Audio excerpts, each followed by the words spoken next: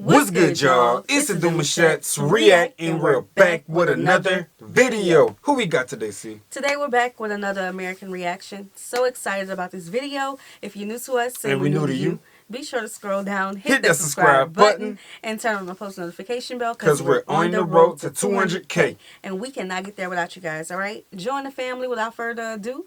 Before we get into the video, you guys wanted to know more about our stories. What better way to tell you all our stories other than Black History Month? Hey. It's kind of weird for us to react to things we already know about, but the diaspora wanted this. Yeah, and for the diaspora, I feel like we can expand on these conversations and give you guys some more inside information other than just listening to the video, because you get to hear us speak about stuff, get into our brains, pick our brains. Don't y'all like picking our brains? They do a little bit too much. Yeah. A little bit too much. Let's get it. As the Civil War drew to a close, thus legitimately free individuals and escapees alike were captured and held in contraband camps, so named because as commodities they were considered contraband by Union troops who had no qualms about perpetrating slavery for their own benefit. 3 such camps existed in the Devil's Punchbowl area of Natchez. A massive exodus of former slaves from southern plantations trekked northward in hopes of reaching a location of true freedom, but embittered soldiers, resentful that the people considered property were now free, had other plans.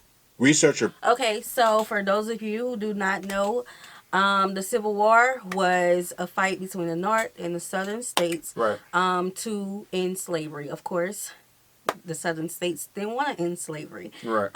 So the Union were from the Northern states, and of course the Union won.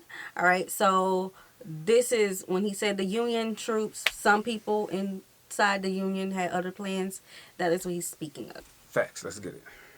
Paula Westbrook, who has extensively studied Devil's Punchbowl, noted, when the slaves were released from the plantations during the occupation, they overran Natchez, and the population went from about 10,000 to 120,000 overnight. Unable to grapple with an instant population swell, the city turned to Union troops still lingering after the war to devise a merciless, impenitent solution. So they decided to build an encampment for them at Devil's Punchbowl, which they walled off and wouldn't let them out. Former director of Natchez City Cemetery, Don Estes, explained. Devil's he's about to say it. It was a pit. Right. Punchbowl is so named for a cavernous bowl-shaped gulch walled off by treetop cliffs. It was the perfect place in the heart of nature for the army to enslave people and carry out their regime of torture. The men were forced to undergo heavy labor throughout the day while the women and children were simply locked up behind the walls. Every slave, man, woman, and child was starved and kept in the worst of hygiene conditions. The slaves died of torture by starvation and exhaustion. Terrible. After the slaves were dead, the soldiers kept their bodies to rot inside the camps. They never cleared or buried the bodies. Instead, they provided inmates with shovels to bury their slave brothers and sisters inside the camp. They were told to bury them where they dropped. Such conditions, along with the camp's location and climate of the region, contributed to the outbreak of several diseases that infected and killed the slaves. One of the major diseases contributing to the fatality was smallpox. Estes said of the concentration camp prisoners, they were begging to get out. Turn me loose and I'll go home back to the plantation, anywhere but there. Locals say human skeletons occasionally wash free from the location in times of heavy rains and flooding. Wild peach trees now dot the basin, where human beings who believed they finally won freedom from slavery were tortured and died, and these peach trees are believed to be fertilized by their bodies. Like so much about the history of the United States, sadistic acts perpetrated by officials acting on behalf of the government have been deceitfully downplayed to lessen shame and facilitate collective memory loss. Whatever the full truth... What they saying in the restrictions that they are putting on teaching our histories in schools, we benefited from slavery. That's what they said. If somebody... No, don't even try to answer that, because there's no way possible. And these stories is deeper than this. Like, this is just a chip, you know what I'm saying, compared to the whole bag of what went down. You got to think about this. This is... Every 25 years is a new generation. And we're talking about 400 years of slavery. Even when they came to the point of being, you know, free men, women, children, aunties, uncles, cousins, nephews, nieces, they're put in a position again to endure more pain, more suffering. Torture. Starvation is crazy. Torture. Starvation is crazy, bro. Like, being in a position to not eat at all. About Devil's Punchbowl, it's a veritable guarantee no history book like he got no will be people, huh? honest or thorough enough to shed light on the excruciating conditions similar to Nazi concentration camps. This is the Devil's Punchbowl. Black problems, black issues, past, present, and future. This is Black. Man, we're gonna pause that right there, man.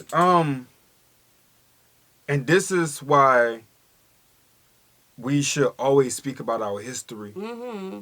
Tell it like it So happened. many years, tell it like it happened. You know what I'm saying? So many years of this has gone on, and people just expect this generation of people today to just get over it, as if it's that simple. You know what I'm saying? Because when something is taught, then it's learned, and then it's lived, you can't expect a person to just break from out of that mindset so easily. You know what I'm saying? It's just a little more difficult at that point. And you got children that's being born into this reality, so they think this is the way. And yeah, it's terrible, man. Yes. I can't stomach this type of experience. I hate to listen to these type of things. Like, it's just, it's hate crazy. listening to it, but it's needed. Yeah, 100%. It's needed because then you have candidates who are saying America was never a racist country. Crazy. What? Crazy. What? But for the very people who built the country, fought for the country,